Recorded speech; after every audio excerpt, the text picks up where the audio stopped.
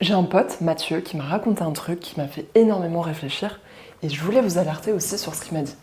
En fait, Mathieu, c'est un investisseur locatif, mais il est aussi un petit peu dans le milieu de la promotion immobilière. Il a une boîte familiale sur ce domaine et ce qu'il m'a dit, c'est que ces dernières années avaient été extrêmement compliquées pour la promotion immobilière.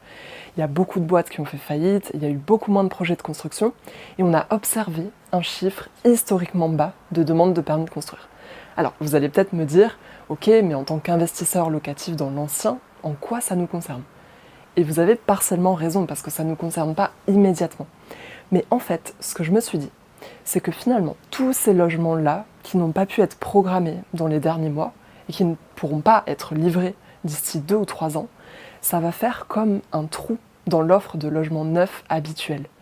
Et le problème, c'est que de l'autre côté, on a une demande de logements qui est toujours aussi forte, et l'offre de logements neufs ne va pas pouvoir tenir le rythme face à cette demande. Mais finalement, tous les logements qu'on ne commence pas à construire aujourd'hui, ils vont manquer d'ici 2 ou 3 ans. Et fatalement, ce qui va se passer, c'est que toute cette demande de logement, elle va se rabattre sur l'ancien. Toute la pression que n'aura pas pu supporter le logement neuf, elle va se rabattre sur ton terrain, littéralement. Alors ça, c'était mon premier point, parce que tu vas voir qu'il y a 4 points en tout qui m'ont vraiment alerté et que je vais te partager dans cette vidéo.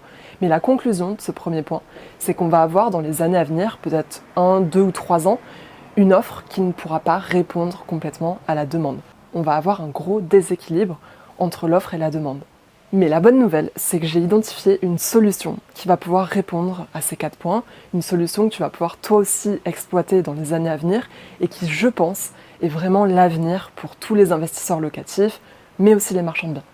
Allez, je t'emmène avec moi et on va explorer ces 3 autres points et cette solution ensemble. Là, je suis dans ce qu'on appelle un espace naturel. Le sol sur lequel je marche est perméable, c'est-à-dire que l'eau peut s'y infiltrer. Bon, là, on n'a pas trop de doute vu qu'on est juste à côté d'une rivière. A l'inverse, un sol imperméabilisé, artificialisé, c'est un sol où l'eau ne peut pas s'infiltrer. C'est-à-dire que le sol est bâti ou revêtu. Bon là, vous vous demandez peut-être si vous êtes tombé sur une chaîne d'écologie ou d'investissement immobilier. Vous allez voir que les deux peuvent être liés et vont l'être encore plus dans les années à venir. Pourquoi ? Parce que d'ici 2050, la France vise un principe de zéro artificialisation nette. C'est-à-dire qu'on pourra toujours construire de nouveaux bâtiments, mais seulement sur des terrains qui sont déjà artificialisés. Je vous donne quelques exemples, des friches, des dents creuses, des bâtiments à réhabiliter. Et par contre, si on est amené à artificialiser un sol, on devra compenser en désartificialisant la même surface, de telle sorte qu'on arrive à un résultat net de 0 sur l'artificialisation des sols. Bon, est-ce que vous voulez mon avis personnel et profond sur ce principe-là ? Alors, je sens que sur le principe, c'est évidemment nécessaire. Parce qu'en fait, chaque fois qu'on artificialise un champ, on détruit déjà par définition sa capacité à absorber l'eau. Le problème, c'est que ça va aggraver les inondations, mais en plus, on détruit potentiellement de la biodiversité et on perd aussi des terres agricoles. Donc oui, évidemment, je sens que sur le principe, c'est une mesure nécessaire.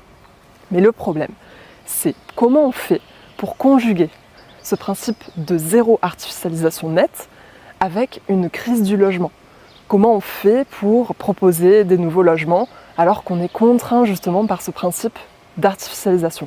Bon, on va passer aux points 3 et 4 et juste après je vous donne la solution. Le troisième point, ça concerne le DPE, diagnostic de performance énergétique. Et là, le gouvernement a décidé d'adopter une politique punitive envers les logements les plus énergivores.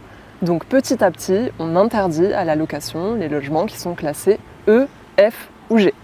Et là, d'ici 2028, on va interdire la location des logements classés F. Et plus tard, ce sera E. Potentiellement, il y a de nombreux logements qui vont sortir du marché locatif, en tout cas en attendant que les travaux de rénovation énergétique soient terminés. Vous ne trouvez pas que ça fait beaucoup là ? Parce que non seulement on a une demande de logement qui est très forte, l'écart entre l'offre et la demande va se creuser encore plus avec les 2 points qu'on a vus précédemment, le manque de logements neufs et le principe de zéro artificialisation nette. Et on vient encore se rajouter une contrainte sur le diagnostic de performance énergétique des logements. Ok, donc là on cumule. Mais on va passer au dernier point et vous verrez que finalement, la solution que je vais vous proposer, ça va résoudre tous les problèmes.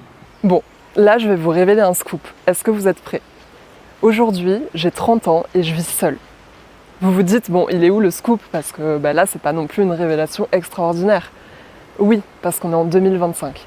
Mais il y a quelques décennies, est-ce que vous auriez trouvé ça normal? Non.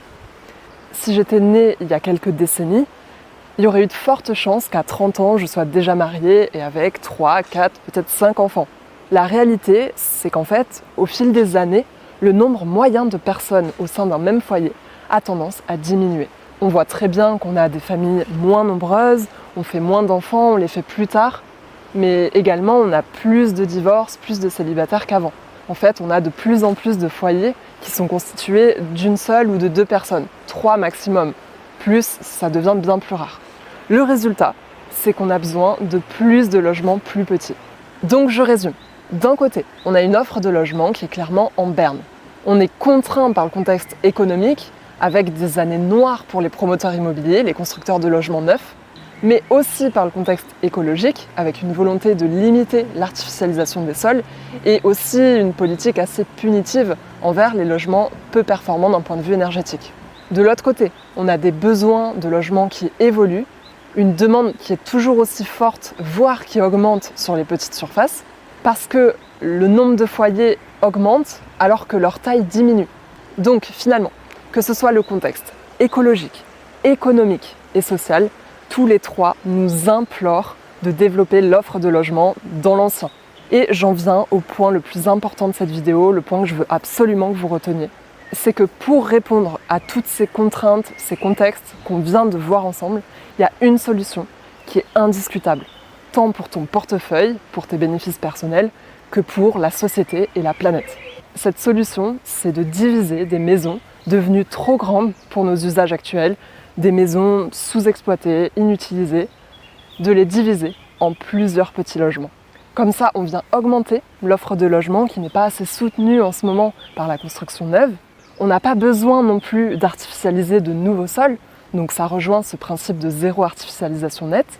Au niveau performance énergétique, c'est très intéressant d'avoir plusieurs logements qui sont condensés au même endroit, plutôt que des grandes maisons qui finalement ne sont pas utilisées et qui consomment de l'énergie pour rien.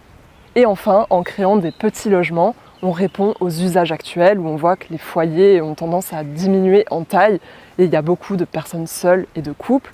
Ce genre de logement, studio, T2, correspond exactement à l'usage de ces personnes-là.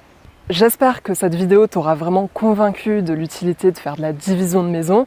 En tout cas, moi je crois que c'est vraiment l'avenir et qu'il y a un créneau à prendre pour tous les investisseurs locatifs, mais aussi les marchands de biens, parce que ça répond à plein de problématiques et en plus c'est très rentable pour ton portefeuille. Si tu t'intéresses à cette stratégie et que tu as envie toi aussi de te lancer dans la division, ça tombe bien parce que mon ami Gabriel, qui est marchand de biens, investisseur locatif et qui a réalisé beaucoup de divisions, a justement co-créé avec moi un programme sur la division de bâti.